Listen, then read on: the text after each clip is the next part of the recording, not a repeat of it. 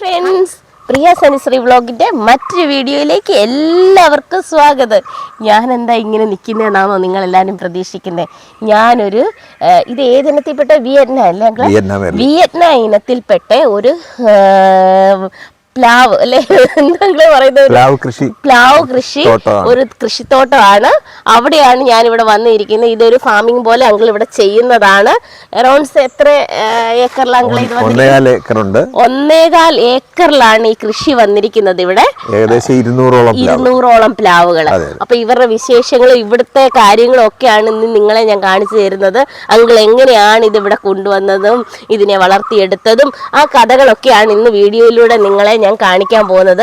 അപ്പോൾ ഈ ചക്ക കൃഷി ചെയ്താൽ എന്തൊക്കെ പ്രയോജനമുണ്ട്, അല്ലെങ്കിൽ ഗുണം എന്താണ്, ഇത്രയും റിസ്ക് എടുത്ത് 1.25 ഏക്കറിൽ അങ്കിൾ ഇത് ചെയ്യണമെങ്കിൽ അതിനൊരു കാരണം കാണുമല്ലോ. അപ്പോൾ ആ കാരണം ഈ വീഡിയോയ്ക്കകത്തുണ്ടാവും. വീഡിയോ സ്കിപ്പ് ചെയ്യാതെ കണ്ടോളുക എല്ലാവരും.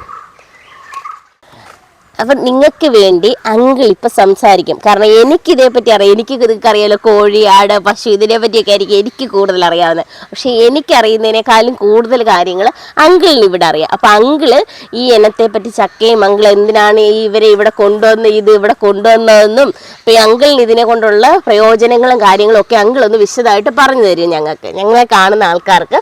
അങ്കിളിൻ്റെ ഇതിനെ പറ്റിയുള്ള ഒരു ജേർണി ഒന്ന് ജസ്റ്റ് പറഞ്ഞതാണ് ഞങ്ങൾക്ക് വേണ്ടി. ഓക്കെ, ഇത് വിയറ്റ്നാം എയർലി എന്ന് പറയുന്ന ഒരു ഇനത്തിൽപ്പെട്ടതാണ്. ഇത് ഏകദേശം 190 എണ്ണം വിയറ്റ്നാം എയർലിയും 10 എണ്ണം മറ്റ് വരിക്കച്ചക്കയാണ് ഞാൻ ഇതിൻ്റെ അത് പ്ലാൻ ചെയ്തിട്ടുള്ളത്. ഇത് 2022 ഒക്ടോബറിലാണ് ഇതിൻ്റെ തൈ കൊണ്ടുവന്നത്. ആ തൈ കൊണ്ടുവന്ന് വെച്ചു.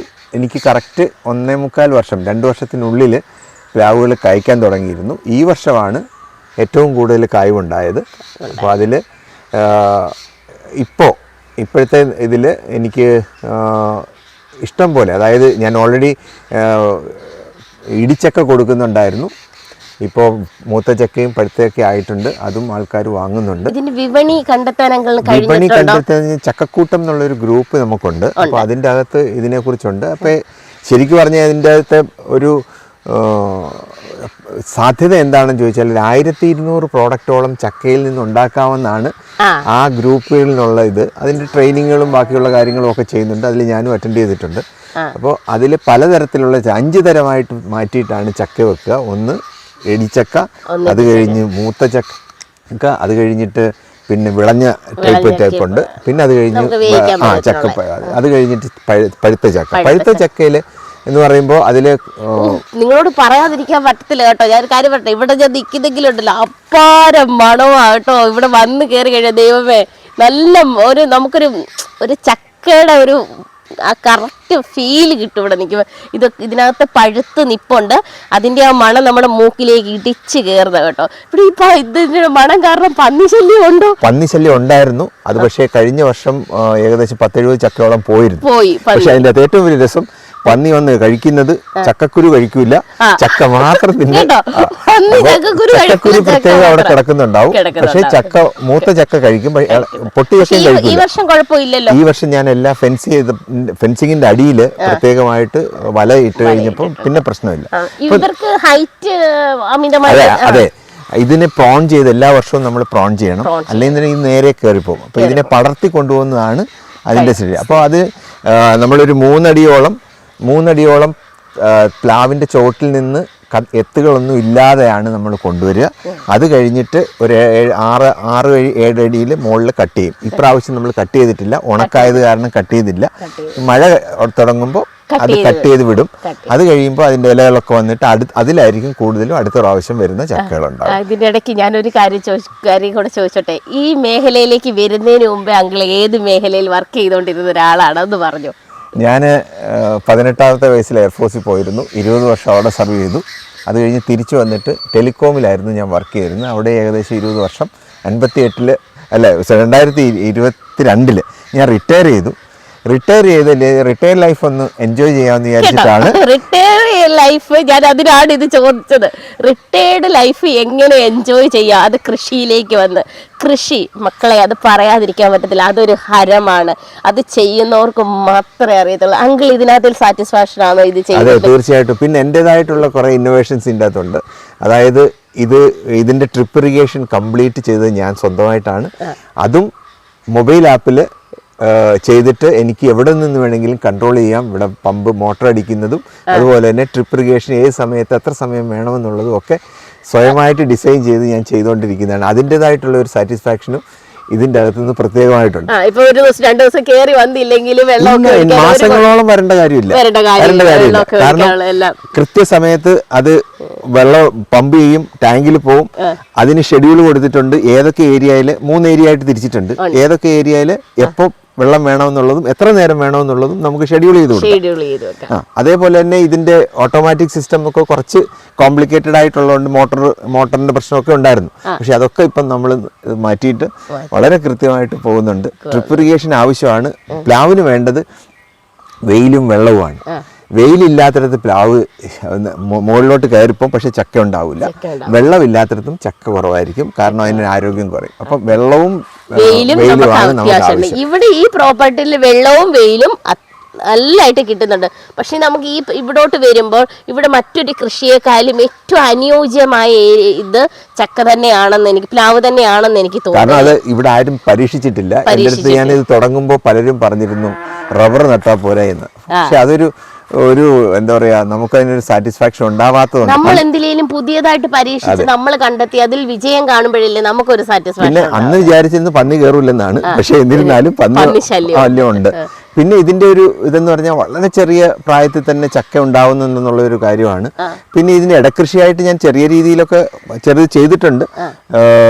പൈപ്പിൽ കൂടെ കുരുമുളക് ചെടി കയറ്റാനൊക്കെ നോക്കിയിട്ടുണ്ട്. പക്ഷെ അതത്ര വിജയിച്ചില്ലെങ്കിലും ആയി വരുന്നുണ്ട്.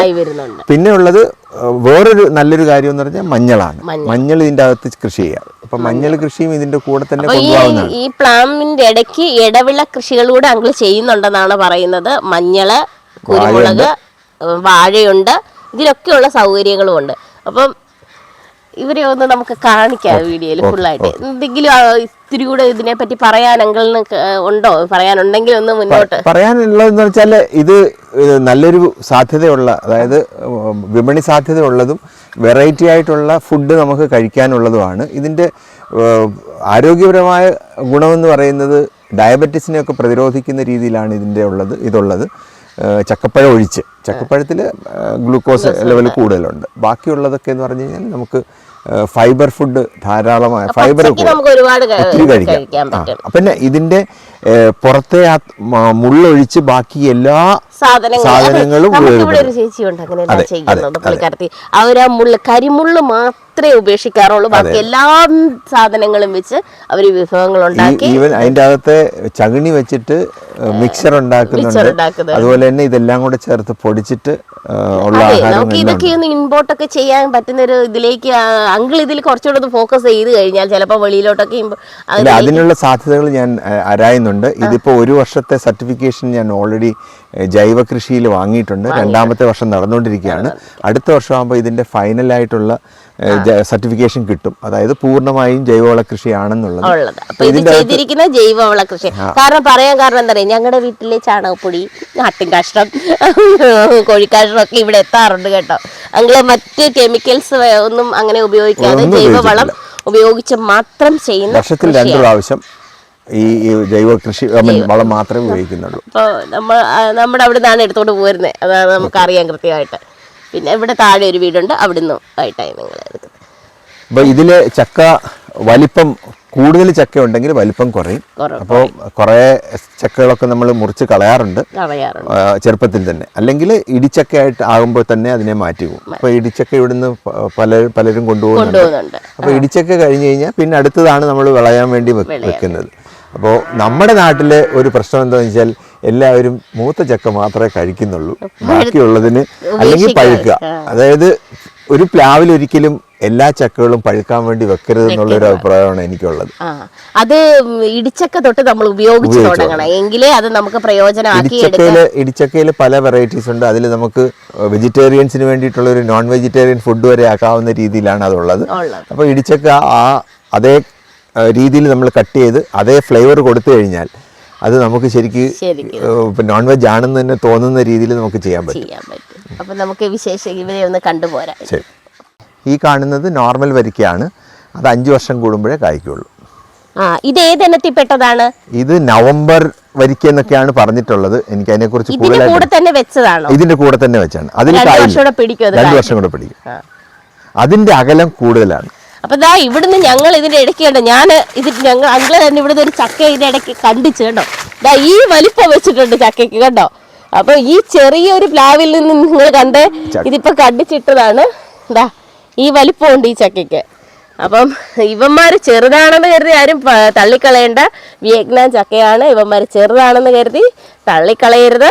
ഇവൻ നല്ല വലിപ്പമൊക്കെ എത്തുന്നതാണ്. കണ്ടോ, ഇതിൽ നിന്ന് ഇപ്പം ഇവിടുന്ന് കണ്ടിച്ച് താഴെ എടുത്താണ് നമുക്ക് കൊണ്ടുപോകാൻ വേണ്ടിയിട്ടാണ് കേട്ടോ.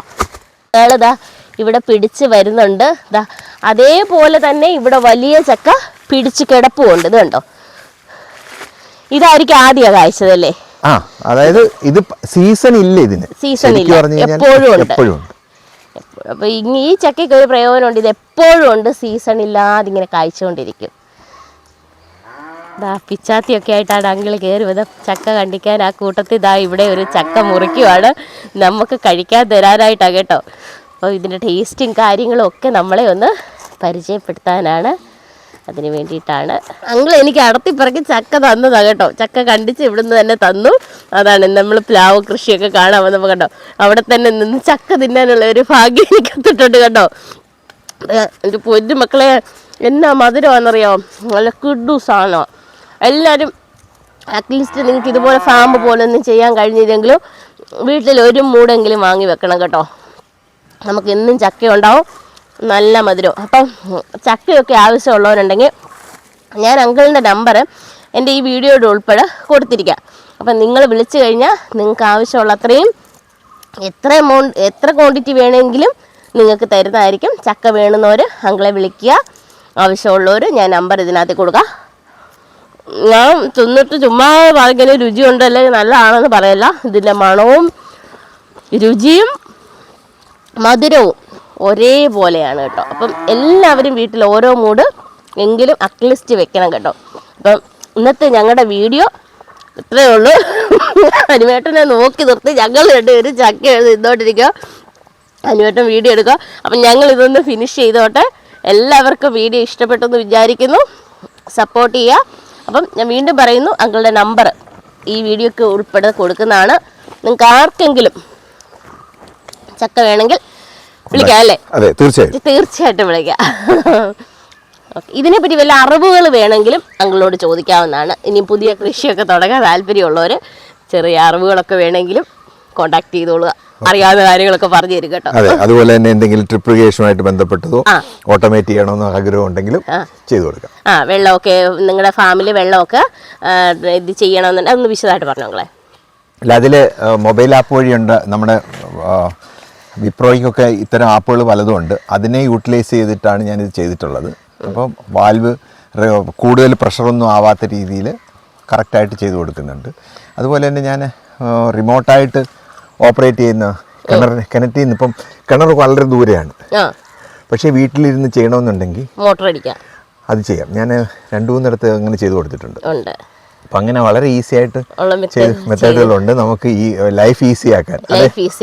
അതെ അതെ. അതുപോലെ തന്നെ നമ്മുടെ വീടുകളിലെ വെള്ളം, ടാങ്കിൽ വെള്ളം നിറഞ്ഞ് കവിഞ്ഞു പോകുന്ന ഒരു പ്രശ്നം ഉണ്ടെന്നുണ്ടെങ്കിൽ അതിനും പരിഹാരം. Okay, by. ഇന്നത്തെ വീഡിയോ ഇത്രയേ ഉള്ളൂ കേട്ടോ. Thank you. ഞങ്ങളെ കണ്ട എല്ലാവർക്കും ഒരുപാട് നന്ദി.